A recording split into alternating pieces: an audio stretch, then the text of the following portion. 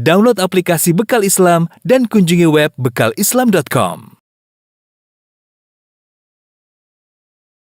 La ilaha illallah wahdahu la syarika lahu ta'ziman li sya'ni wa asyhadu anna Muhammadan abduhu wa rasuluhu ila ridwani. Allahumma shalli alaihi wa ala alihi wa ashabihi wa ikhwani. Hadirin dan hadirat yang dirahmati Allah Subhanahu wa taala, alhamdulillah puji dan syukur kita panjatkan kepada Allah atas segala limpahan karunia. Salawat dan salam semoga tercurahkan selalu kepada junjungan kita Nabi Muhammad SAW, kepada keluarganya serta seluruh sahabat beliau tanpa terkecuali. Kita melanjutkan pembahasan kita tentang As-Sirah An-Nabawiyah. Nah, sekarang kita akan bahas bagaimana gangguan kaum musyrikin Quraisy terhadap dakwah Nabi SAW. Secara umum, kaum Quraisy tidak hanya menolak dakwah Nabi SAW, namun mereka juga mencoba melakukan perlawanan. Ada dua metode yang mereka tempuh, yaitu pertama metode gangguan secara fisik, secara jasad, dan yang kedua metode gangguan secara psikologi atau mental. Adapun Nabi SAW, maka beliau di awal-awal dakwah diganggu secara mental, secara psikologi beliau karena keberadaan paman beliau Abu Thalib yang masih hidup. Nanti Abu Thalib meninggal dunia, baru kemudian Nabi SAW diganggu secara fisik. Adapun secara mental, maka Nabi dituduh dengan tuduhan yang luar biasa. Berbagai macam gelar ditempelkan kepada Nabi SAW. Ini adalah perkara yang sangat berat bagi Nabi SAW. Di antaranya Nabi SAW diberi gelar dengan Majnun, orang gila. Kata Allah Subhanahu wa taala, "Lamma sami'u dzikra wa yaquluna innahu lamajnun." Tatkala mereka mendengar Al-Qur'an, sungguh mereka berkata, "Innahu lamajnun." Muhammad itu sungguh-sungguh benar-benar gila. Mereka tidak hanya mengatakan majnun begitu saja, gila, tapi mereka mengatakan innahu lamajnun. Seakan-akan mereka berkata, demi Allah sungguh-sungguh Muhammad itu adalah benar-benar gila. Selain itu mereka juga menuduh Nabi SAW dengan pendongeng. Mereka mengatakan apa yang dibacakan oleh Muhammad dalam Al-Quran itu hanyalah dongeng-dongeng orang-orang terdahulu, bukan dari Allah Subhanahu wa taala. Mereka berkata, wa qalu asatirul awwalina katabaha fahiya tumla alaihi bukratan wa asila. Mereka berkata itu hanyalah dongeng-dongeng orang-orang terdahulu yang dicatat oleh Muhammad, didiktekan kepadanya pagi dan petang. Disusun oleh Muhammad, ada yang mendiktekan kepada Muhammad. Oleh karena mereka menuduh tentang kisah-kisah Nabi itu hanyalah dongeng-dongeng diambil oleh Nabi dari orang-orang terdahulu. Mereka tidak mengakui Al-Quran adalah firman Allah Subhanahu wa taala. Mereka juga berkata bahwasanya Muhammad adalah penyihir. Wa qala al-kafiruna hadza sahirun kadzdzab. Sungguhnya orang-orang kafir berkata, Muhammad ini adalah penyihir dan pendusta. Di antara perkataan mereka bahwasanya sihir itu fungsinya adalah untuk memutuskan dua orang yang saling mencintai. Sungguh Muhammad telah menyihir orang-orang Quraisy sehingga di antara mereka ada yang terpisah antara ayah dan anaknya, antara kakak dan adiknya, antara suami dan istrinya. Jadi Muhammad benar-benar penyihir. Padahal terpisahkan gara-gara yang satunya masuk Islam, yang satunya bertahan dalam kesyirikan. Jadi mereka menuduh Muhammad adalah penyihir. Kemudian mereka menuduh Muhammad SAW adalah pendusta, karena mereka mengapa Muhammad ini ngomong tentang hari kebangkitan, bahwasanya tulang-tulang belulang yang sudah lumat, sudah bercampur dengan tanah akan dibangkitkan dan diminta bertanggungjawab oleh Allah Subhanahu wa taala. Sungguhnya adalah seorang pendusta. Yang anehnya mereka juga menuduh Muhammad SAW dengan tuduhan yang berlawanan. Tadi mereka katakan Muhammad SAW adalah penyihir, dalam kesempatan lain kata mereka Muhammad tersihir. Yaqulu adh-dhalimuna in tattabi'una illa rajulan mas'ura. Maka orang-orang zalim berkata, sungguhnya yang kalian ikuti itu adalah seorang yang sedang tersihir. Jadi mereka menuduh Rasulullah SAW dengan tuduhan yang banyak. Kahin, dukun, sahir, penyihir, mashur, tersihir, majnun, orang gila. Lalu orang gila ngapain takut sama orang gila? Tapi mereka mengatakan lagi Muhammad pendusta. Namun ini semua hanyalah kedustaan mereka. Mereka tahu benar bahwasanya Rasulullah SAW adalah seorang yang amin, terpercaya, dan mereka yang telah memberi gelar Rasulullah SAW dengan Al-Amin. Dan tuduhan gangguan secara mental ini sangat berat bagi Nabi SAW. Oleh karenanya Allah berfirman menggambarkan bagaimana beratnya hati Nabi mendengar tuduhan-tuduhan tersebut. Walaqad na'lamu annaka yadhiqu sadruka bima yaqulun. Sungguh kami tahu hai Muhammad, dadamu begitu sempit, sesak. Yadhiqu sadruk. Dadamu sesak akibat apa yang mereka ucapkan tentangmu. Kenapa? Karena Nabi SAW seumur hidupnya tidak pernah dicela. Nabi SAW selalu dipuji seumur hidupnya. Sampai beliau diberi gelar dengan Al-Amin. Beliau adalah anak dari pembesar Quraisy, penguasa kota Mekah, Abdul Muttalib, kakek beliau sallallahu alaihi wasallam. Ya. Dan beliau memiliki nasab yang tinggi. Seandainya yang diganggu, dijuluki penyihir, orang gila adalah anak jalanan, mungkin itu biasa. Tetapi ini orang yang nasabnya mulia, yang akhlaknya mulia, kemudian dituduh dengan tuduhan yang seperti itu, ya. Luar biasa, ya. Dengan berbagai macam gelar ditempelkan langsung kepada Nabi sallallahu alaihi wasallam. Seandainya Nabi ingin kedudukan, Nabi nggak perlu ngaku jadi Nabi. Tinggal meneruskan warisan tahta ayahnya dari kakeknya, maka dia akan menjadi pemimpin kota Mekah secara mutlak langsung. Seandainya Nabi tidak ngaku jadi Nabi, dia akan bakalan diangkat menjadi pemimpin kota Mekah. Apalagi sekarang sudah diberi gelar dengan Al-Amin. Tetapi ini adalah tugas dari Allah Subhanahu Wa Taala. Maka Nabi menyatakan dirinya sebagai Nabi meskipun resikonya beliau dituduh dengan tuduhan yang tidak-tidak. Oleh karena kata para ulama, ya, orang seperti Rasulullah SAW ini, gangguan mental lebih berat dirasakan daripada gangguan fisik. Kita tahu bahwasanya Nabi benar-benar terganggu secara fisik dalam perang Uhud. Dalam perang Uhud, Nabi SAW terluka, gigi beliau patah, wajah beliau berdarah, berlumuran darah, ya. Saya beliau kesakitan, ya. Tetapi ada yang lebih berat bagi Nabi daripada yang beliau alami tatkala di perang Uhud. Makanya Aisyah pernah bertanya, "Hal ata alaika yaumun kana ashadda min yaumi Uhud?" Wahai Rasulullah, wahai suamiku, apakah pernah ada peristiwa yang lebih berat bagimu daripada peristiwa perang Uhud? Kata Nabi, ada. Nabi kemudian bercerita, "Laqad laqitu min qaumiki ma laqitu wa kana ashadda ma laqitu minhum yaumal aqabah." Yang paling berat aku dapati gangguan dari kaummu yaitu tatkala aku bertemu kepada pembesar-pembesar kota Taif di hari Aqabah. Id aradtu nafsi ala ibni abdin Yalail bin Abdi Kilal falam yujib ila ma aradtu. Tatkala aku menawarkan Islam kepada Ibnu Abdin Yalail, yaitu pemimpin kota Taif, agar mereka masuk Islam, namun mereka tidak terima. Fantalaqtu wa ana mahmum ala wajhi. Saya pun keluar dari kota Taif dalam kondisi sangat sedih. Falam astafiq illa wa ana biqarni tha'alib. Begitu sedihnya aku tidak sadar sambil berjalan, tiba-tiba aku sadar ternyata aku sudah berada di suatu tempat namanya Qarnu Tha'alib. Farafa'tu ra'si. Aku pun mengangkat kepalaku fa idza ana bi sahabatin qad adhallatni. Tiba-tiba ada awan yang menaungiku. Fa nadhartu fa idza fiha Jibril. Aku lihat awan tersebut ternyata ada malaikat Jibril. Fa nadani. Kemudian malaikat Jibril memanggilku dan berkata, "Sungguhnya Allah telah mendengar perkataan kaummu tentang engkau." Perhatikan kata Jibril. "Inna Allah qad sami'a qawla qaumika laka." Allah telah mendengar ejekan kaummu terhadap tentang dirimu. Wa ma raddu 'alaika, bagaimana mereka menolakmu. Wa qad ba'atha ilaika malakal jibali ta'murahu bima syi'ta fihim. Allah telah mengirim malaikat gunung untuk kau perintahkan yang kau kehendaki. Fanadani malakul jibal. Maka malaikat gunung manggilku dan fasallama alayya, mengucapkan salam kepadaku, kemudian berkata, "Wahai Muhammad, dzalika fima syi'ta, terserah apa yang kau kehendaki. In syi'ta an utbaq alaihim al-akhshabain." Kalau kau berkehendak, saya akan angkat dua gunung ini, saya timpakan kepada mereka. Maka Nabi SAW berkata, "Bal arju an yukhrijallahu min aslabihim man ya'budallahu wahdahu la yusyriku bihi syai'a." Jangan, aku berharap keluar dari keturunan mereka orang-orang yang menyembah Allah semata dan tidak berbuat syirik sama sekali. Nabi tidak berkata kebetulan, ya kebetulan. Saya lagi marah, lemparin aja mereka. Tidak. Tapi perhatikan kenapa Nabi SAW begitu sedih.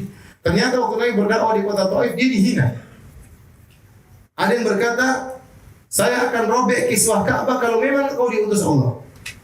Kalau kau ini Nabi, saya akan robek kiswah Ka'bah."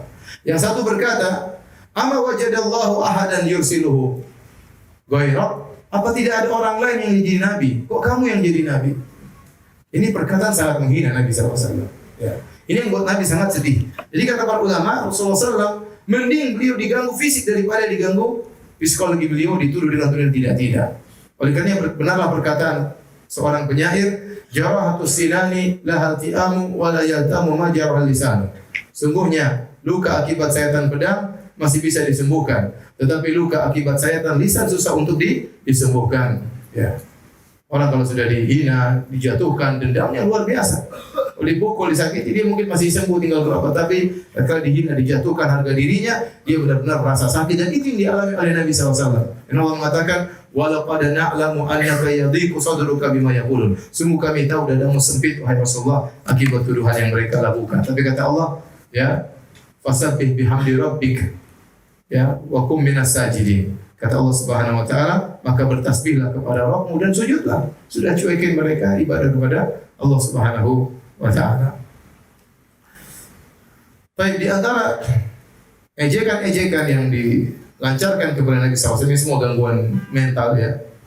Apa yang diriwayatkan dari Abu Jahal ya, dia pernah berkata kepada kaumnya, kata dia, ya ma'syara Quraisy, wahai orang Quraisy sekalian. Nabi sebutkan tentang syajaratuz zakum, tentang pohon zakum yang merupakan makanan penghuni neraka jahanam. Ya, ini didengar oleh Abu Jahal. Abu Jahal ingin ngejek tentang pohon zakum. Kata dia, wahai orang-orang Quraisy sekalian, hal tadruna ma syajaratuz zakum allati yukhawifukum biha Muhammad?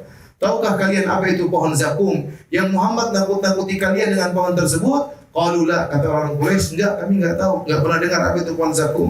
Apa kata Abu Jahal? Ajwatu Yathrib bizubat. Itu korma ajwa. Wallahi la istamkanna minha la nazkumannaha tazakuman. Kata Abu Jahal, dia bersumpah demi Allah. Bayangkan dia bersumpah demi apa? Demi Allah. Abu Jahal kenal Allah, makanya dia sering bersumpah dengan demi Allah. Demi Allah, kalau kita dapati pohon zakum, kita akan makan sebanyak-banyaknya. Nanti doanya dikabulkan oleh Allah Subhanahu wa taala. Maka Allah turunkan firman-Nya, inna syajarataz zakum ta'amul adim. Sungguhnya pohon zakum adalah makanan bagi pendosa. Kal muhli yaghli fil butun, kaghalil hamim, yang sangat minyak yang sangat panas mendidih dalam tubuh sebagaimana mendidihnya air yang panas. Maka dalam sebagian riwayat kata Nabi sallallahu alaihi wasallam, "Lau anna qatratan minaz zakum qatarat ala ahli al-ard la afsadat alaihim ma'aishahum." Seandainya ada setetes dari buah zakum, getahnya jatuh ke atas muka bumi, maka akan merusak seluruh kehidupan penghuni bumi. Saya sering sampaikan, ibarat kalau ada seorang memiliki rumah yang mewah, kemudian peralatan di rumah yang sangat mewah, makanan enak, semuanya lezat, tapi di situ ada bangkai tikus yang tidak hilang. Sehingga dia hidup susah, tidur susah, makan nggak enak, semuanya nggak enak, ada bau yang tidak enak. Nah, kalau ada setetes dari getah zakum turun ke atas muka bumi, seluruh penduduk bumi akan rusak kehidupan mereka. Bagaimana lagi? Fa kaifa man laisa lahum ta'amun illa zakum? Bagaimana orang yang makanannya cuma pohon zakum? Demikian juga Abu Lahab, pamannya Nabi, dan istrinya Ummu Jamil, tantenya Nabi, juga tidak kalah dalam mengganggu Nabi sallallahu alaihi wasallam. Dalam satu hadis dari Jundub bin Sufyan radhiyallahu anhu, beliau berkata, "Ishtaka Rasulullah sallallahu alaihi wasallam falam yakum lailataini aw thalathan." Suatu hari Rasulullah SAW sakit. Rasulullah SAW tidak sholat malam 2 hari atau 3 hari. Fajat imra'atun, maka datanglah seorang wanita, itu dari Quraisy, itu istrinya Abu Lahab. Faqalat ya Muhammad, dia berkata, ya Muhammad, inilah arju an yakuna syaitanuka qad tarakat. Wahai Muhammad, saya berharap setanmu sudah meninggalkan engkau. Allah tidak datang kepadamu, atau Jibrilmu tidak datang kepadamu. Dia menamakan syaitan. Dinamakan syaitan, yang kasih wahyu dinamakan syaitan. Lam arahu qarabaka mundu lailataini aw thalatha. Saya lihat setanmu tidak datang mendekatimu sejak 2 atau 3 hari. Fa anzalallahu azza wa jalla wadduha wal laili idza saja ma wadda'aka rabbuka wa ma qala. Demi malam ya, dan demi duha dan demi malam tatkala sudah sunyi senyap, sungguhnya Rabbmu tidak meninggalkanmu dan tidak membencimu. Jadi seharusnya bibi, harusnya tante dan om mendukung perjuangan dakwah Nabi SAW, tapi ternyata om dan tantenya malah menghina Nabi SAW. Demikian juga turun firman Allah tentang istrinya Abu Lahab. Wa mar'atuhu hammalatal hatab. Istrinya Abu Lahab yang memikul kayu bakar. Disebutkan dalam buku-buku tafsir, apa maksudnya istrinya Abu Lahab membawa kayu bakar? Ada yang mengatakan dia keluar di malam hari Kemudian dia bawa tali, fi jidiha hablum min masad, dia gantungkan tali di lehernya, dia pergi cari ranting-ranting kayu, dia pikul. Dan ini bukan pekerjaan perempuan sebenarnya, tapi dia lakukan karena saking bencinya kepada Muhammad. Maka dia cari kayu-kayu berduri, dia pikul dengan susahnya, kemudian dia taruh di jalan yang akan dilewati oleh Muhammad. Ini salah satu tafsiran. Tafsiran yang kedua, dia membawa kayu bakar, maksudnya dia bakalan masuk neraka jahanam. Dan dalam neraka dia akan bawa kayu bakar untuk ikut membakar suaminya, Abu Lahab. Dan ini adalah siksaan yang paling pedih kepada Abu Lahab. Tatkala dia masuk neraka bersama orang yang dia cintai, istrinya, dan istrinya ikut membakar dia. Ya. Jadi keluarga Abu Lahab ini keluarganya brengsek semua. Bapaknya brengsek, istrinya brengsek, anak-anaknya juga kurang ajar semuanya. Ya, top nih apa namanya. Demikian juga anaknya, namanya Utbah atau Utaibah, sama. Sebelum dia pergi ke negeri Syam berdagang, dia datang dulu, sempatkan diri untuk maki-maki Muhammad. Ente gini. Baru dia pergi. Sempatin diri untuk maki-maki Muhammad. Biasanya Nabi Muhammad SAW tidak mendoakan dia. Tahu-tahu waktu dia lagi maki-maki Muhammad, Rasulullah SAW berdoa, Allahumma sallit alaihi kalban min kilabik. Ya Allah, kirimkanlah binatang buas kepadanya. Tumben-tumben yang Muhammad berdoa, dia ketakutan. Akhirnya berangkatlah dia menuju ke negeri Syam. Di tengah perjalanan dia ketakutan. Kata temannya, ada apa? Ini kenapa? Ya, saya takut dengan doanya Muhammad. Jangan khawatir, tidak akan ada binatang buas mendatangimu, kami akan menjagamu. Akhirnya mereka menginap satu tempat atau singgah satu tempat. Kemudian teman-temannya kemudian menaungi dia, mengepung dia. Jangan sampai ada hewan yang datang. Tiba-tiba datang singa, kemudian menerjang, ngambil dia, gigit dia, kemudian dibawa pergi. Jadi bapaknya Abu Lahab caci maki Nabi, ibunya, istrinya Abu Lahab juga mencaci maki Nabi, anaknya juga mencaci maki Nabi SAW. Ini di antara cercaan mereka kepada Rasulullah SAW.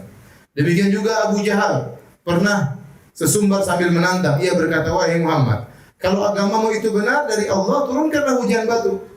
Yang benar turunkan hujan batu, kita siap dihujani dengan batu.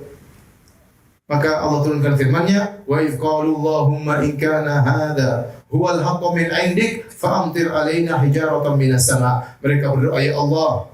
Abu Jahal berdoa, ya Allah, kalau memang ya ini agama benar dari Engkau, turunkanlah bagi kami hujan batu dari langit. Awitina bi adzabin alim, atau datangkanlah kepada kami adab yang pedih. Kata Allah, wa ma kana Allahu yu'adzibahum anta fihim.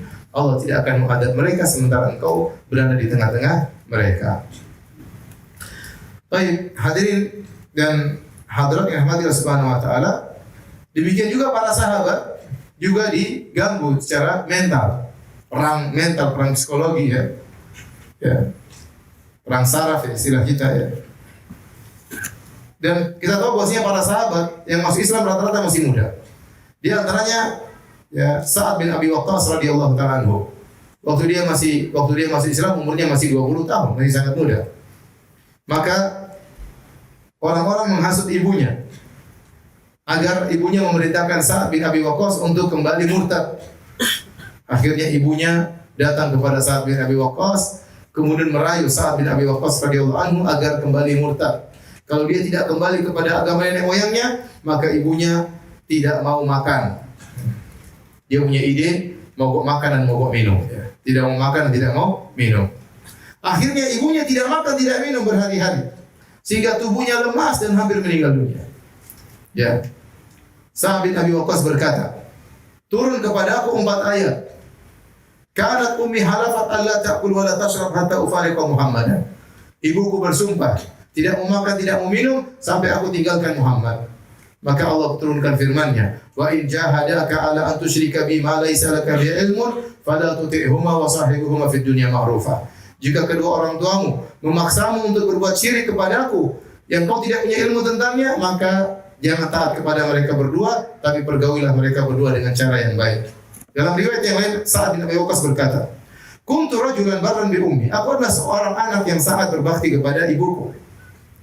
Tatkala aku masuk Islam, ibuku berkata, wahai Sa'ad, apa ini agama baru yang kau bawa-bawa? La tada'anna dinak hadha aw la akul wa la ashrab hatta amut. Tinggalkanlah ajaran barumu ini. Kalau tidak, aku tidak akan makan dan aku tidak akan minum sampai aku mati. Fatu'ayyaru bi. Akhirnya kalau saya mati, orang-orang akan mencercamu.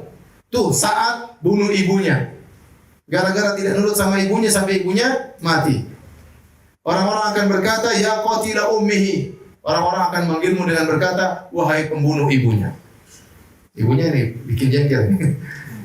Kalau tidak saya mati, kalau saya mati kau akan dicela sama orang-orang kampung ya. Fakultu la taf'ali ya ummah. Aku berkata, jangan kau lakukan wahai ibunda. Fa inilah ada udini hada li syai'. Aku tidak akan meninggalkan agamaku karena apapun. Fa makasat yauman wa lailatan lam ta'kul. Satu hari satu malam ibunya tidak makan. Fa asbahat qad jahidat, maka di pagi hari benar-benar dia dalam kondisi lemah. Fa makasat yauman akhar wa lailatan ukhra la ta'kul. Hari kedua tidak makan lagi, tidak minum lagi. Fa asbahat qad ishtadda jahduha. Dan benar-benar hari kedua, masuk hari ketiga, benar-benar dia dalam kondisi sangat lemah. Falamma ra'aitu dzalik, tatkala aku melihat kondisinya yang sangat menyedihkan, fakultu, aku datang menghampirinya. Mungkin ibunya menyangka, ya sudah, saat sudah luluh hatinya. Ternyata apa kata Sa'd bin Waqqas? Ya ummah, wahai ibunda, ta'lamin, wallahi law kanat laki mi'atu nafsin, fa kharajat nafsan, ma taraktu dini hada li syai'. Wahai ibunda, kalau kau punya 100 nyawa, sekarang kau mati, hidup lagi, mati lagi, hidup lagi, mati lagi, sampai 100 kali, saya tidak akan meninggalkan agamaku ini. Fa in syi'ta fakuli, kalau kau mau silakan makan. Wa in syi'ta la takuli, kalau tidak mau ya sudah enggak usah makan. Akhirnya ibunya makan. Perang saraf antara ibu dengan anak. Ini berat, tapi diuji. Ya. Padahal saat sangat sayang kepada ibunya, sangat berbakti kepada ibunya.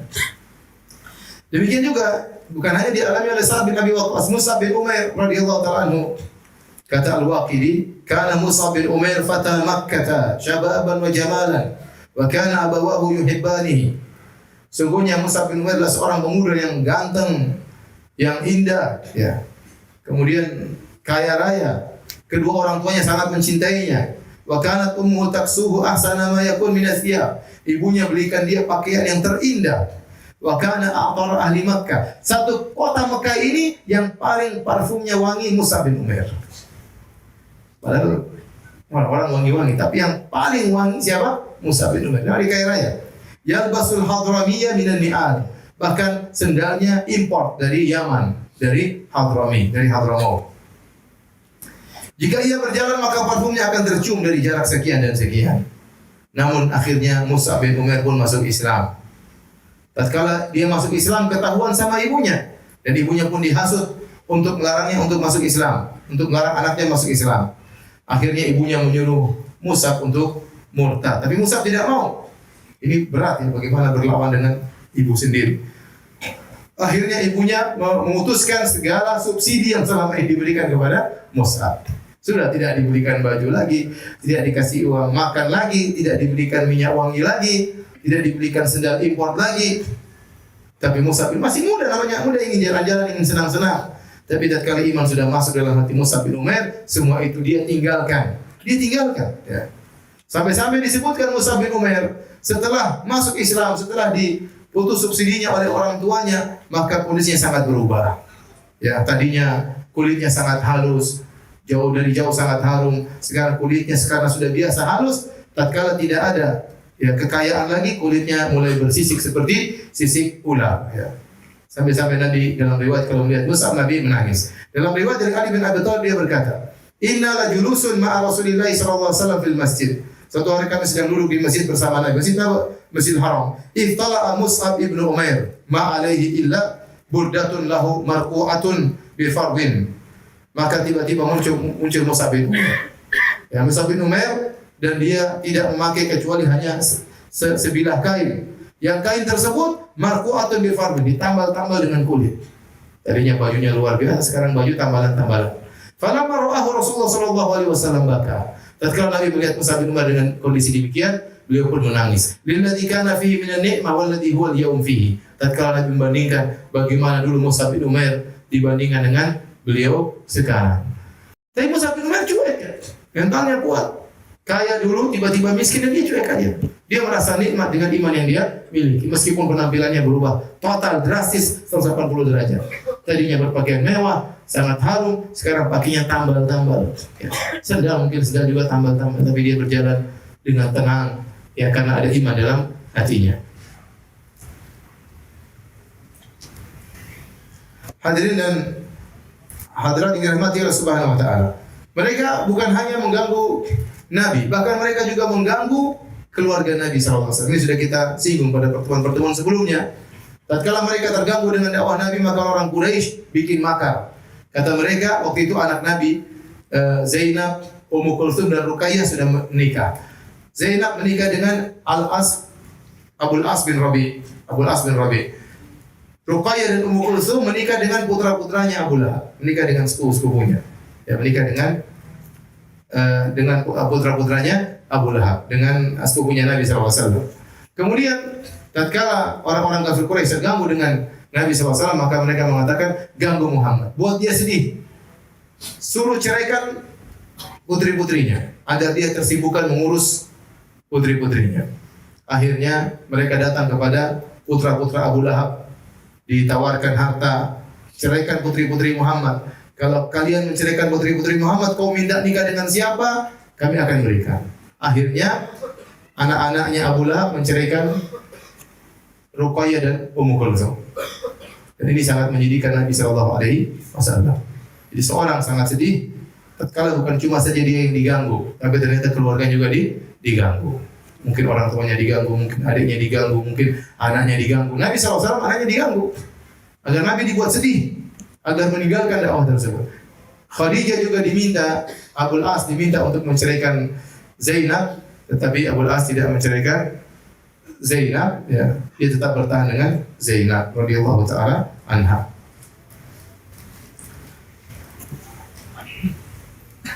Mereka juga datang kepada Nabi sallallahu alaihi wasallam dengan minta agar Nabi sallallahu alaihi wasallam ada yang ngaji kan? Salat. Mereka juga datang kepada Nabi sallallahu alaihi wasallam, kemudian mereka minta mukjizat yang lain. Kata mereka, mengejek Nabi sallallahu alaihi wasallam. Qalu lan nu'mina laka hatta tafjura lana minal ardi yanbu'a. Wahai Muhammad, ini kota Mekah, ini kota kering. Kami tidak akan beriman dengan engkau sampai kau keluarkan mata air di kota Mekah. Ya. Dalam riwayat kata mereka, ini gunung ini Muhammad, jadikan emas. Kami akan beriman dengan engkau. Suruh rubah jadi emas. Au takuna laka jannatun min nakhilin wa 'inabin fatufajjirul anhara khilalaha tafjira. Kalau kau seorang nabi, coba harusnya kau punya kebun-kebun yang indah, di tengah-tengahnya, di sela-selanya mengalir sungai-sungai yang indah. Kau enggak punya apa Muhammad. Bagaimana kau jadi nabi? Au tuskita sama agama za'amta alaina kisafa. Atau langit ini kau jatuhkan suruh timpakan kami. Au ta'tiya billahi wal malaikati qabila. Kalau kau memang nabi, suruh Allah dan malaikat datang hadapan dengan kami. Dan kami diskusi sama malaikat. Au yakuna laka baitun min zukhrufin aw tarqa fis sama. Atau kau punya rumah yang mewah, rumahmu biasa-biasa saja. Masa Nabi punya rumah seperti ini? Au tarqa fis sama wa lan nu'mina liruqiyika hatta tunazzila alaina kitaban naqra. Atau kami ingin lihat kau naik di atas langit, sampai di langit kau bawa turun Alkitab, kemudian kau bacakan kepada kami. Apa kata Nabi? Qul subhana rabbi hal kuntu illa basyaran rasula. Maha suci Tuhanku, aku ini hanyalah seorang manusia, seorang rasul, tapi aku hanya manusia biasa. Bagaimana mau menciptakan ini, menciptakan anu naik ke langit? Ya. Jadi mereka mengejek. Dan Allah berfirman, walau fatahna alaihim baban minas sama'i la dhallu fihi ya'rujun la qalu inna masukirat absaruna bal nahnu qaumun mas'urun. Kata Allah, seandainya kami bukakan bagi mereka pintu langit, lantas mereka naik ke langit, mereka tidak bakalan beriman, kata Allah. Mereka bakalan berkata, sungguhnya mata kita telah disihir. Dan demikian orang-orang musyrikin. Lihat, Fir'aun waktu nantang Musa. Musa sudah mengalahkan semua orang. Fir'aun hanya mengatakan, sahirun, ini seorang penyihir yang pandai. Demikian juga waktu kaum Nabi Saleh. Mereka mengatakan, wahai Saleh, kalau kau seorang Nabi, tolong keluarkan dari batu itu, keluarkan onta, ciri-cirinya begini, sudah mengandung 9 bulan atau berapa bulan ya. Kemudian tinggi, warnanya begini-begini, keluarkan dari batu itu. Kata Nabi SAW, kalau keluar gimana? kita akan beriman. Nabi Saleh berdoa kepada Allah, tiba-tiba batu keluar onta. Mereka minta yang mustahil maksudnya. Kalau onta keluar dari laut ya mungkin, masih mungkin. Onta keluar dari hutan masih mungkin. Keluar dari batu, sejak kapan ada kehidupan keluar dari batu? Jadi mereka memang sengaja. Tapi Nabi Saleh berdoa, tiba-tiba keluar onta tersebut. Mereka tetap tidak beriman, kata mereka, Saleh penyihir. Repot. Baik, hadirin dan hadirat yang dirahmati Allah Subhanahu wa taala. Adapun gangguan fisik maka dialami juga oleh Nabi dan para sahabat. Tapi Nabi sebagaimana berkata Ibnu Katsir, Nabi tidaklah diganggu dengan gangguan fisik kecuali setelah pamannya Abu Thalib meninggal dunia. Dalam satu hadis ya,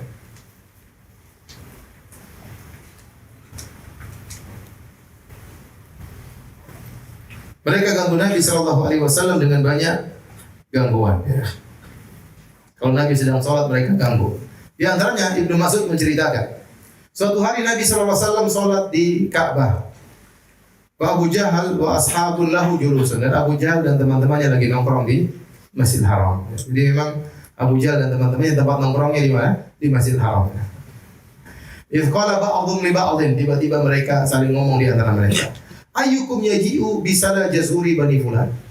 Fayadhu ala dhahri Muhammadin idza sajada. Siapa di antara kalian yang mau mengambil kotoran isi perut unta dari milik si fulan, diambil bawa sini, Muhammad lagi sujud, taruh di atas Muhammad.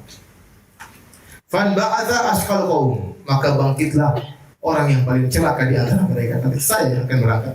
Dialah Uqbah bin Abi Mu'ayyid. Uqbah bin Abi Mu'ayyid. Ya. Faja'a bihi, maka dia pun pergi ke tempat kotoran tersebut. Dia datang, mungkin taruh di ember atau di mana. Fanadhara, maka mereka pun menunggu hatta sajada Nabi. Nabi sedang sholat dan mereka tahu Nabi sholat lama.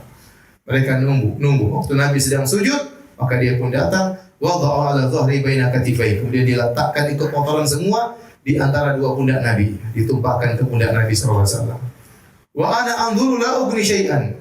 Kata Ibnu Mas'ud, aku hanya lihat, aku tidak bisa melakukan apa. Ibnu Mas'ud ini kabilahnya kecil. Ya. Jadi dia tidak punya kabilah yang kuat, dia tidak bisa nolong Rasulullah SAW, apalagi badannya kurus. Dia lihat Nabi diganggu, namun dia cuma lihat saja, tidak bisa apa-apa. Wa Rasulullah SAW sajidun la yarfa'u ra'sahu, dan Nabi tetap tidak bergeming sujud, tidak mengangkat kepalanya.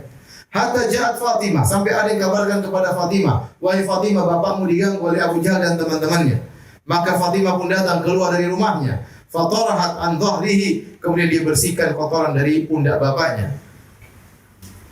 Kemudian Fatimah masih kecil. Bagaimana sedihnya Nabi lihat putrinya, lihat bapaknya diganggu di hadapan umum, ya, dan bapaknya tidak bisa berbuat apa-apa. Sementara Fatimah yang masih kecil melihat kondisi demikian. Bagaimana mental gangguan pada Fatimah dan apa kesedihan yang dirasakan oleh Nabi sallallahu alaihi wasallam. Tsumma aqbalat alaihim tasjumuhum. Setelah dia bersihkan kotoran dari pundak bapaknya, Fatimah masih kecil, Fatimah kemudian menghadap Abu Jahal, dimaki-maki Abu Jahal. Terus mau berkelahi nggak bisa, perempuan kecil. Ya. Farafa Rasulullah SAW ra'sahu.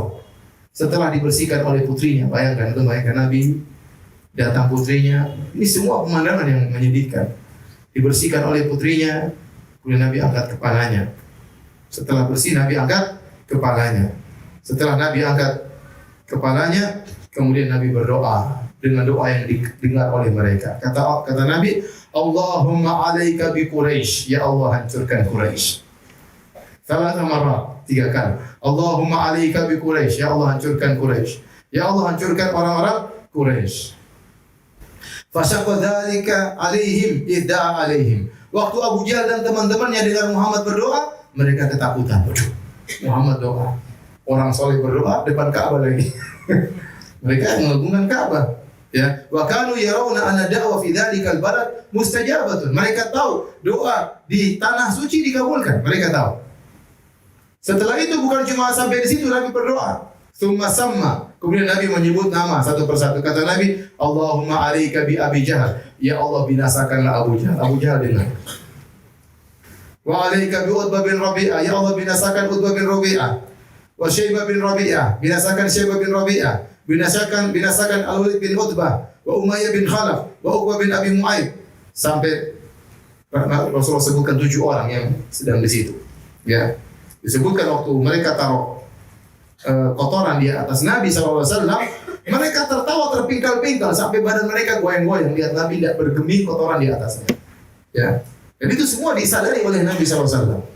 Makanya Nabi marah tatkala itu, apalagi putrinya Fatimah terganggu, maka Nabi mendoakan kecelakaan kepada mereka. Kata Ibnu Mas'ud, "Fawalladzi nafsi biyadihi laqad ra'aitu alladziina 'adda Rasulullah sallallahu alaihi wasallam sar'a fil qalibi Badar." Sungguh aku melihat 7 orang tersebut yang disebut oleh Nabi semuanya tewas dalam perang Badar. Dalam hadis yang lain, hadis riwayat Bukhari dan Muslim, dalam hadis yang lain, Abu Jahal ingin mengganggu Nabi. Abu Hurairah bercerita, Abu Jahal berkata, "Hal yu'afiru Muhammadun wajhahu baina adhhurikum?" Muhammad sudah datang belum? Sudah gosok-gosokkan wajahnya belum? Maksudnya sudah sujud. Tapi kata dia, Muhammad sudah datang belum? Sudah gosok-gosokkan wajahnya di tanah?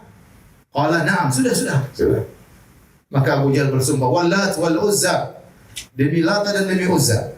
Kalau saya melihat dia menggosokkan wajahnya di tanah, aku akan injak lehernya. Atau akan saya gosok-gosok wajahnya. La afiran wajah fi turab. Saya akan gosokkan wajahnya di tanah. Maka Rasulullah SAW pun datang, Rasulullah SAW pun sholat. Ini yang ditunggu-tunggu sama Abu Jahal. Kemudian tatkala Nabi sedang sujud, Abu Jahal datang ingin menginjak leher Nabi. Fama faji'ahu minhu illa wa huwa yanqusu ala akhibaihi wa yattaqi bi yadayhi. Abu Jahal tadi sudah jalan hingga ingin menginjak kepala Nabi, tahu-tahu dia mundur sambil begini-begini. Jalan mundur sambil begini. Maka ya orang-orang teman-temannya bertanya, "Malah ada apa kok Abu Jahal?" Kata Abu Jahal, "Inna baini wa bainahu la khandaqan min nar wa hawlan ajniha." Antara aku dengan dia ada parit berisi menyalakan api dan ada sayap-sayap di hadapanku. Makanya dia begini-begini waktu dia mundur. Maka Nabi SAW berkata, "Laudana minni lahtatafathul malaikatu udwan." Kalau dia nekat dekat kepadaku, maka malaikat akan potong dia sepotong demi sepotong.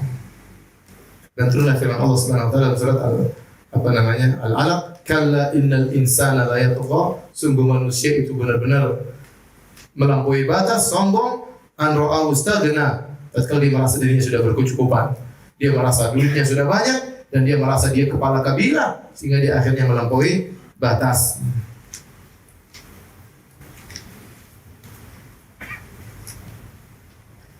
Dalam hadis yang lain, Imam Al-Bukhari juga meriwayatkan dari Urwah bin Zubair, dia berkata, "Aku bertanya kepada Abdullah bin Amr bin As, an asyaddi ma sana'a al-musyrikuna bi Rasulillah." Tentang perkara yang paling parah yang dilakukan oleh kaum musyrikin kepada Nabi sallallahu alaihi wasallam. Kata dia, Amr bin As berkata, "Ra'aitu Uqbah bin Abi Mu'ayyid ja'a ila Nabi sallallahu alaihi wasallam wa huwa yusalli." Uqbah bin Abi Mu'ayyid datang kepada Nabi, Mu'ayyid datang kepada Nabi, Nabi sedang salat. Fa wada'a rida'ahu fi unuqihi fa khanaqahu bihi. Nabi sedang salat berdiri, tahu-tahu Uqbah bin Abi Mu'ayyid datang, dia ambil kain, dia ikatkan di leher Nabi, kemudian dia cekat Nabi sallallahu alaihi wasallam. Faja'a Abu Bakrin hatta dafa anhu. Datang Abu Bakar kemudian mendorong Uqbah bin Abi Mu'ayyid. Abu Bakar membaca firman Allah, "Ataqtuluna rajulan ay yaqula rabbi Allah wa qad ja'akum bil bayyinati min rabbikum." Apakah hendak membunuh seorang yang mengucapkan Tuhanku adalah Allah dan dia telah mendatangkan dalil-dalil dari Rabb kalian? Baik, Nabi diganggu secara fisik. Demikian juga para sahabat. Ibnu Mas'ud diganggu secara fisik. Suatu hari sahabat Nabi berkumpul dekat Masjid Haram. Kemudian mereka ngobrol-ngobrol. Kemudian mereka berkata, "Demi Allah, sungguhnya Quraisy belum mendengar Al-Quran. Didengarkan secara dibaca dengan keras. Siapa di antara kalian yang mampu mendengarkan Al-Quran kepada orang-orang Quraisy?" Kata Ibnu Mas'ud, saya akan dengarkan Al-Quran kepada mereka. Kata mereka, "Jangan, ya. Kami ingin seorang yang punya kabilah yang kuat." Kata Ibnu Mas'ud, "Biarin saya baca Al-Quran depan mereka. Ya, Allah akan membela aku." Kata Ibnu Mas'ud, "Fa inna Allah sayamna'uni." Allah akan bela saya. Maka Ibnu Mas'ud pergi ke dekat makam Ibrahim di waktu duha dan orang-orang Quraisy biasa sedang nongkrong di Masjidil Haram. Kemudian tatkala sudah di sisi makam Ibrahim, kemudian Ibnu Mas'ud baca Al-Quran dengan suara yang keras. Kata beliau, "Bismillahirrahmanirrahim. Ar-Rahman 'allamal Qur'an." Keras dia baca. Orang-orang Quraisy, apa itu? Tsumma istaqbala yaqra. Kemudian Ibnu Mas'ud menghadap orang-orang Quraisy, Abu Jahal dan teman-temannya. Dia baca dengan suara yang keras. Kemudian fata'amalu, mereka dengar baik-baik. Apa itu? Faja'alu yaqulun, "Madza qala Ibnu Ummi Abdi?" Ngomong apa sih? Ngomong apa sih? Terus Ibnu Mas'ud baca surat Ar-Rahman. Akhirnya mereka, "Oh, dia baca Qur'annya Muhammad." Dia baca Qur'annya Muhammad. Maka mereka berdiri, datang, kemudian mereka pukul Ibnu Mas'ud, dan Ibnu Mas'ud tetap baca Al-Qur'an sambil berdarah-darah, tetap baca Ar-Rahman. Dia tidak kabur. Dipukul sampai beliau pun jatuh, ya. Kemudian dia pun berjalan menuju ke teman-temannya, sementara wajahnya sudah hancur-hancuran. Kata mereka, "Kan kami sudah bilang, ini yang kami takutkan, kau bakalan dipukul." Kata dia, "Ini bibiringan, kalau kalian mau besok lagi saya ke situ." "Oh jangan, jangan." Jadi lihat, maksud saya, bagaimana para sahabat dahulu susah untuk beribadah. Baca Quran, ya saja mau dipukul sama orang-orang, ya. Sekarang kita alhamdulillah baca Quran mudah. Kita di mana baca Quran mudah, ya. Maka kita tidak usah malu-malu untuk beribadah. Orang sekarang bermaksiat tidak malu-malu. Kondisi sekarang menyedihkan di sebagian tempat. Orang pakai jilbab sampai malu, ya, jadikan bahan sorotan, apalagi pakai cadar, diejek sementara orang buka-bukaan, ya, terlihat auratnya, tidak malu-malu, ya. Satu perkara yang biasa, ya. Kondisi seperti ini kita khawatirkan turun azab, ya. Tatkala kemaksiatan dianggap biasa, sementara kebaikan dianggap tidak biasa, ya. Baik, masih ada waktu? Berapa menit? 2 menit. Demikian juga sahabat-sahabatnya juga disiksa. Di antaranya yang disiksa, ya, adalah Ammar bin Yasir, kemudian Bilal disiksa, Khabbab disiksa dengan siksaan yang sangat pedih. Ya, terutama tatkala mereka tidak memiliki kabilah yang kuat untuk membela mereka. Terutama orang-orang yang sangat lemah seperti Khabbab dan Bilal yang merupakan budak. Sehingga tatkala disiksa susah ada yang membela mereka. Bilal radhiyallahu ta'ala anhu disiksa oleh tuannya Umayyah bin Khalaf. Umayyah bin Khalaf, ya. Disebutkan bagaimana Umayyah bin Khalaf menyiksa Bilal. Dikeluarkan di siang hari bolong, kemudian diletakkan batu di atasnya, dijemur di bawah terik matahari. Demikian juga disebutkan bagaimana Bilal, ya, a'tahu lil wildan. Bilal diserahkan kepada anak-anak. Wa akhadhu yatufuna bi sya'ab Makkah. Kemudian ditarik oleh anak-anak, digeret di atas pasir, diputar di kota Mekah. Wa huwa yaqul ahadun ahad. Dan dia terus berkata ahadun ahad, ya. Umayyah bin Khalaf, ya. Di siang hari tadi diletakkan Bilal, dijemur di bawah terik matahari, kemudian dia ambil batu besar diletakkan di dadanya. Kemudian dia berkata, "Kembalilah engkau kepada agama nenek moyangmu. Aku akan terus menyiksamu sampai kau kafir kepada Muhammad dan kau menyembah Lata dan Uzza." Tetapi Bilal tetap mengatakan ahadun ahad, ya. Baik, perhatikan di sini Bilal, ya, disiksa dan dia tetap mengatakan apa? Ahadun ahad. Apa artinya ahad? Ahad, Allah yang Maha Esa. Kata para ulama, Bilal tidak mengatakan Allahu Akbar, Allahu A'zam, Allah Maha Besar, tidak, tapi dia pilih kata-kata yang buat jengkel majikan. Dia pilih kata Allah Maha apa? Esa. Itu kamu Lata, Uzza semuanya syirik. Maka dia pilih kata yang buat jengkel apa? Majikan. Dan majikan terus menyiksa. Ya, namun tidak dibunuh Bilal, ya. Tidak dibunuh Bilal oleh majikannya. Tapi nanti kita lanjutkan insyaallah. Wabillahi taufiq. Assalamualaikum warahmatullahi wabarakatuh. Alhamdulillah, salatu wassalamu ala Rasulillah wa ala alihi wasallam. Kita lanjutkan sedikit, ya. Tadi kita sebutkan Umayyah bin Khalaf Al-Jumahi. Dia menyiksa budaknya itu Bilal. Yukhrijuhu idza hamiyatiz zahira. Tatkala matahari sudah sangat terik, maka dia pun mengeluarkan Bilal untuk dijemur di bawah terik matahari. Fayatrahahu ala dhahri fi batha Makkah. Thumma ya'muru bi sakhrah al-'azimah fatudha ala sadrihi. Kemudian diletakkanlah dijemur di Batha di tengah-tengah kota Mekah. Kemudian dia merintahkan untuk mengambil batu yang sangat besar untuk diletakkan di atas dadanya. Kemudian dia berkata, "La wallahi la tazalu hakada hatta tamut atau takfur bi Muhammad." Demi Allah wahai Bilal, kau akan terus demikian disiksa sampai kau mati atau kau kafir kepada Muhammad. wa ta'budal Lata wal Uzza, sampai kau menyembah Lata dan Uzza. Fa yaqulu wa huwa fi dzalikal bala. Bilal tatkala dalam kondisi sulit demikian, dia tetap berkata ahadun ahad. Allah Maha Esa, Allah Maha Esa. Sampai akhirnya disebut dalam sebagian riwayat Nabi berkata kepada Abu Bakar, Nabi sudah tidak punya uang untuk membebaskan Bilal. Ya Abu Bakar, inna Bilalan yu'adzibu fillah. Wahai Abu Bakar, sungguhnya Bilal sedang disiksa, dan dia disiksa karena dia membela Allah Subhanahu wa taala. Maka Abu Bakar faham, dan Nabi ingin Abu Bakar menolong Bilal. Hatta marra bihi Abu Bakar As-Siddiq, sampai akhirnya Abu Bakar As-Siddiq sedang melewati Bilal sementara Bilal sedang disiksa. Dan kebetulan rumah Abu Bakar dekat dengan kompleksnya Umayyah bin Khalaf dari kabilah Jumah. Ya, maka Abu Bakar berkata kepada Umayyah bin Khalaf, majikannya Bilal, "Ala tattaqillaha fi hadzal miskin?" Tidakkah kau takut kepada Allah? Kau siksa orang miskin ini. Hatta mata, sampai kapan kau siksa dia? Qala anta alladhi afsadtahu fa anqidhhu mimma tara. Kau yang telah merusaknya, wahai Abu Bakar. Kau telah merusak budakku. Kalau memang kau ingin, ya selamatkan dia. Kata Abu Bakar, afal, saya akan selamatkan dia. Indi gulamun aswad ajlad minhu aqwa. Saya punya budak yang hitam dan lebih kuat daripada Bilal. Ala dinik, dan dia berada di atas agama engkau, sama-sama musyrik seperti kau. U'tikahu bihi, saya akan berikan budak itu gantinya dengan Bilal. Qad qabiltu, maka Umayyah bin Khalaf berkata, saya terima, huwa laka, ambillah Bilal. Maka ini Abu Bakar mengambil Bilal dan bebaskan Bilal dari Umayyah bin Khalaf. Sebagian orang berkata, kenapa Bilal tidak dibunuh saja oleh Umayyah bin Khalaf?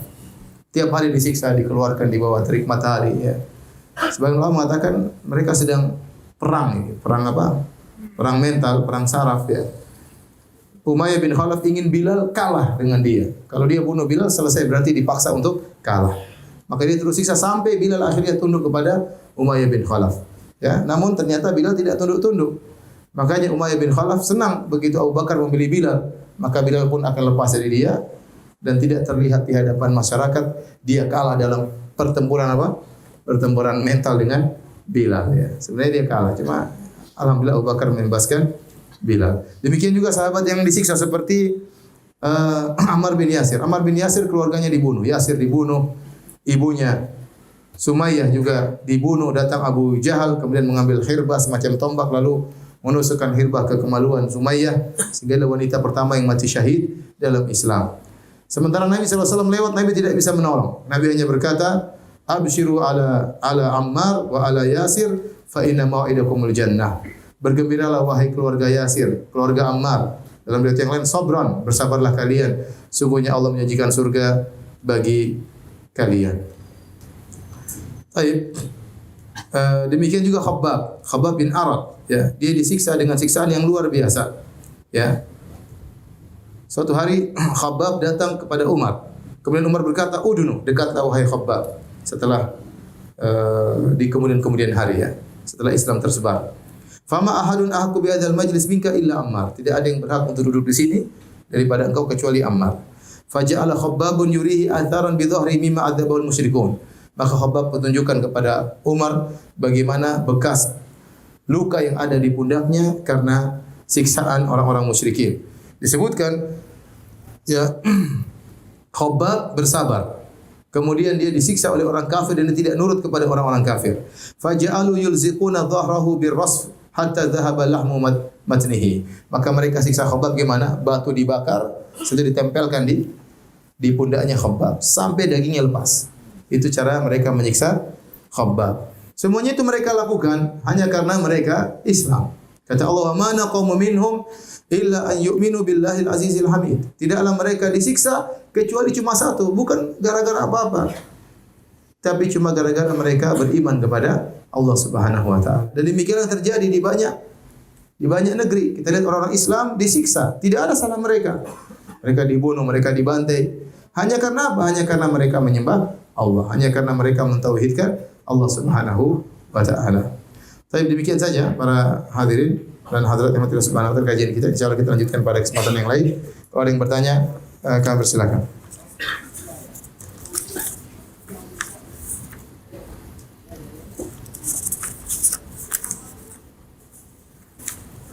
Apabila kita menyadari bahwa badan atau pakaian kita terkena kotoran ketika sholat, apa kita melanjutkan sholat itu atau itu khususan bagi Nabi?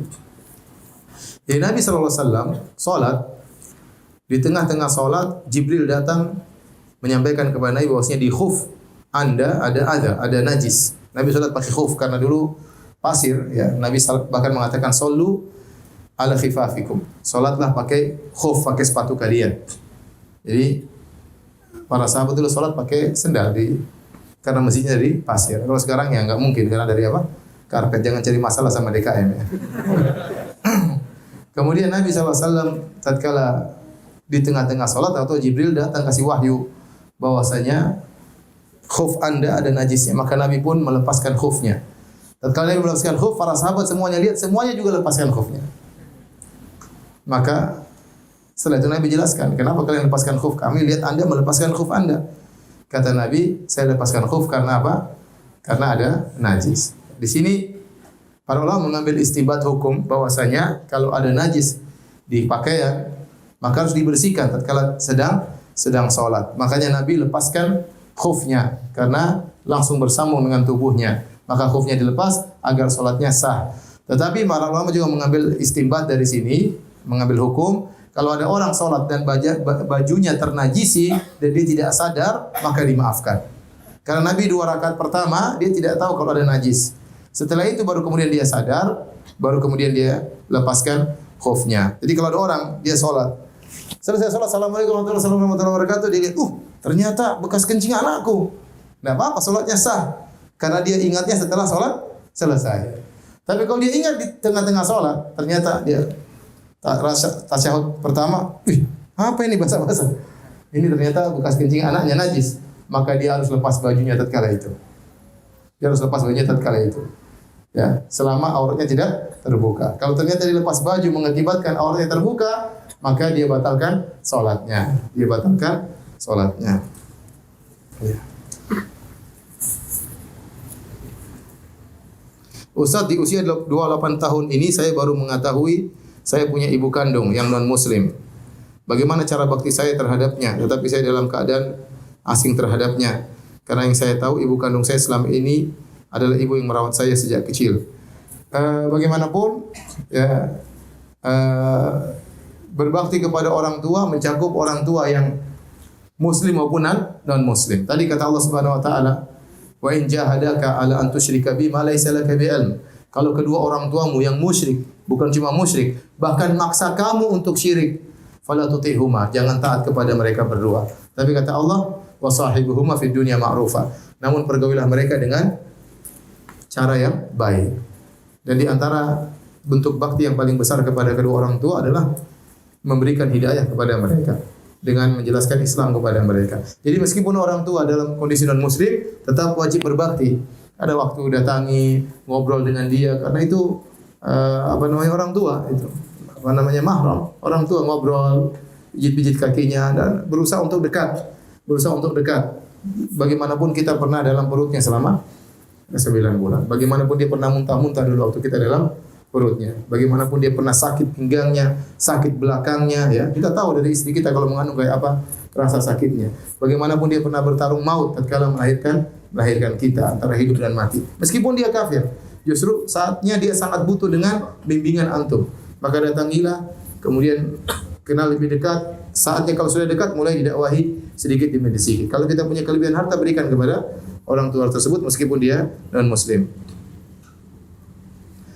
Ustaz bertanya di luar tema. Saat ini sedang viral di media sosial mengenai pembakaran kalimat tauhid oleh ormas. Mohon penjelasannya mengenai masalah ini. Saya sempat lihat, saya dikirim sama kawan tentang pembakaran tersebut. Saya dikirim videonya hari Selasa kemarin. Kemarin ya Selasa ya. Kejadiannya hari apa? Hari Minggu. Intinya saya lihat hari Selasa, saya lihat videonya memang sangat menyedihkan. Videonya ada bendera La ilaha illallah Muhammad Rasulullah, kemudian dipegang, kemudian dibakar, kemudian orang-orang berputar sambil nyanyi tertentu. Setelah itu mereka mengatakan datangkan bendera Indonesia.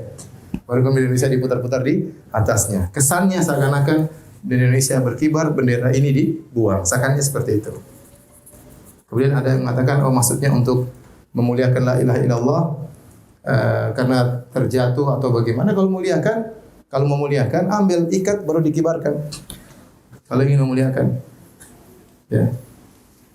Atau disimpan dengan baik. Kalau ingin memuliakan. Adapun kemudian dikibarkan, dibakar, kemudian mengibarkan bendera Indonesia, seakan-akan nasionalisme bertentangan dengan Islam. Seakan-akan itu yang tergambarkan dari video sekilas yang kita lihat dan akhirnya membuat banyak kaum muslimin marah. Banyak kaum muslimin apa? Marah. Tentunya kita tidak menuduh saudara-saudara kita tersebut anti la ilaha illallah, tentunya tidak. Mereka punya maksud lain. Tetapi saya katakan pemandangan seperti itu sangat buruk. Sangat buruk dan sangat jelek. Seakan-akan bendera tauhid harus jatuh, kemudian bendera merah putih harus naik, seakan-akan nasionalisme bertentangan dengan apa? Dengan Islam. Padahal kita tahu Indonesia ini jadi negara gara-gara takbirlah Allahu Akbar. Pejuang-pejuangnya orang Islam menyelamatkan Indonesia dari penjajahan dengan apa? Dengan takbir. Tidak ada pertentangan antara nasional dengan apa? Nasionalis dengan Islam. Justru Indonesia menjadi merdeka gara-gara pejuangnya Islam rata-rata orang Islam dan menang dengan takbir. Mengusir penjajah yang notabene-nya non muslim. Kemudian kalau kita bicara secara hukum ya, mungkin mereka ingin mengkritik suatu kelompok tertentu yang memiliki lambang ini. Kita katakan kalau ada suatu kelompok tertentu yang menurut kita salah, ya, karena memang ada yang memanfaatkan bendera ini dengan tujuan yang salah. Contoh seperti ISIS pakai bendera ini juga, ya. Bukan berarti orang yang pakai bendera ini lantas kemudian dia di atas apa? Kebenaran. Ya. Jadi, kalaupun ada satu kelompok yang lain yang menurut kita salah, kita ingin kritik, maka kritikilah kelompoknya. Bukan kita menjatuhkan simbol Islamnya. Saya kasih contoh, misalnya, ada wanita bercadar, kemudian ngebom dan terjadi. Apa kemudian kita maki-maki cadar, kita maki-maki jilbab, kita bakar jilbab di hadapan orang-orang? Ya, tentunya tidak. Simbol Islam tidak boleh dijatuhkan. Yang salah orangnya. Yang salah orangnya, bukan jilbabnya. Ya. Kalau ada orang misalnya ternyata melakukan terorisme, mengebom sana sini, ternyata dia suka ke masjid. Jangan kemudian menghina orang yang suka ke masjid, karena ke masjid itu simbol dari Islam. Bagaimanapun tidak boleh bendera itu dihina atau dijatuhkan atau seperti itu, karena bertuliskan la ilaha illallah Muhammadar Rasul, sesuatu yang paling tinggi dalam kehidupan kita. Ya, sesuatu yang paling berharga dalam kehidupan kita. Bagaimana kemudian dibakar seperti itu?